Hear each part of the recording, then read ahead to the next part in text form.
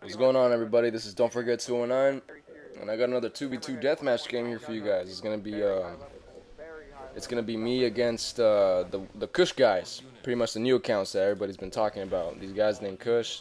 It's Maui Waui Kush and Simply Kush, and I'm playing with Icy Blood on this game. And then Icy Blood played these guys before, and he told me about them, so that's why I was just like, whatever. Maybe I don't know how good these guys were, but Icy Blood told me that they lost to them once or something like that. But I guess I don't know that they ended up losing a game to these guys.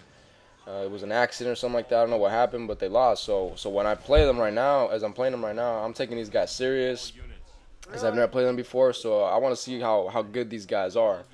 They're running a Prophet Cutter combo, and me and Icy Blood are running Anders Cutter. Our standard combo, whatever, that we normally run. So as you can see right now, we're doing a normal expansion. We got a little thing we do in the beginning, and then pretty much yeah. I mean, right now as the game goes, all the freaking players in the map, they're all trying to get their secondary bases up as quickly as possible, and also they're gonna try to be offensive as quickly as possible. So that's what we're gonna try to do right now. I'm gonna try to get my secondary up, and then pretty much also in a bit, I'm gonna start attacking green guy. I'm gonna start attacking green secondary base, and depending how it goes, just because of that situation right there, we'll see the outcome of the game. I just pretty much got my secondary base up, and so I already sent my Warthogs out just to be offensive already. I want to destroy that secondary base. I don't know how fast they got it or whatever, but that's what I'm gonna try to do right now.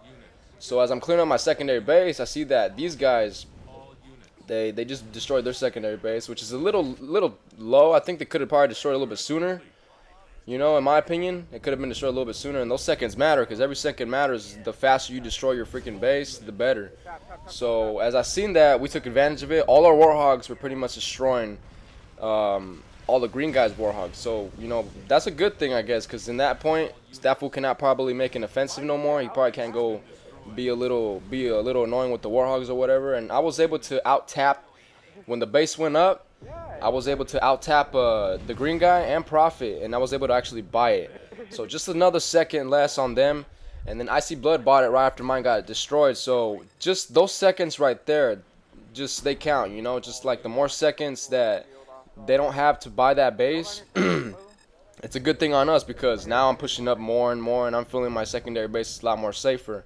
Icy Blood, he took some precautions on my secondary. He thought maybe Prophet was going to show up, and so he sent 3 Spartans back there. I didn't know about that, so I mean, that's a good thing right there. If Prophet did came by, I mean, that's a pretty good defensive maneuver right there, I guess. But since green guy never got his base up, and I got the little Warhawk back there doing some damage, and it's annoying, so they're gonna have to go back and destroy it if they want to get that secondary base up.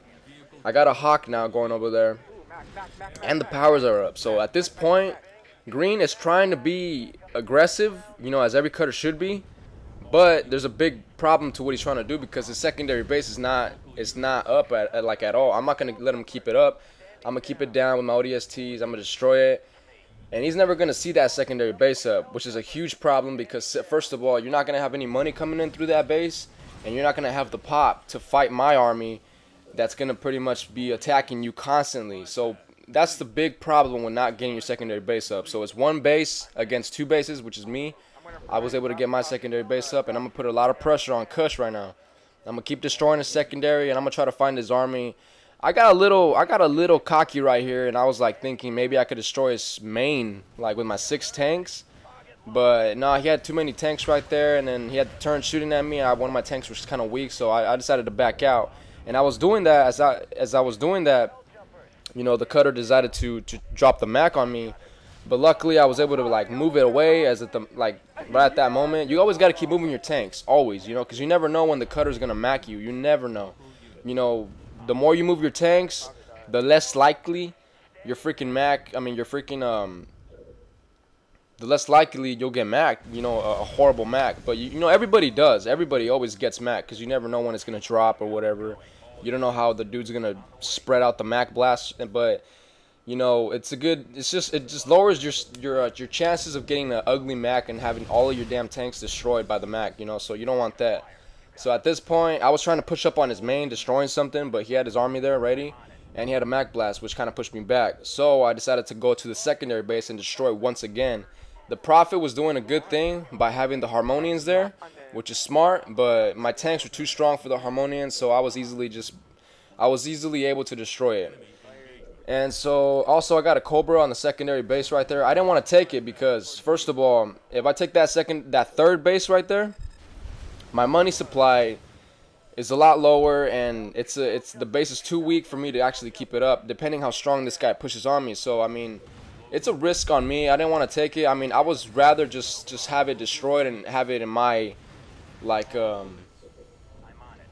I wanted to just know that it was not taken. You know, if I didn't want to take it, I didn't have to take it. I mean, I could and then get the 35 pop, but I didn't want to take that chance of me taking that 35 pop and then Prophet comes over and like destroys all my army, which I'm now broke.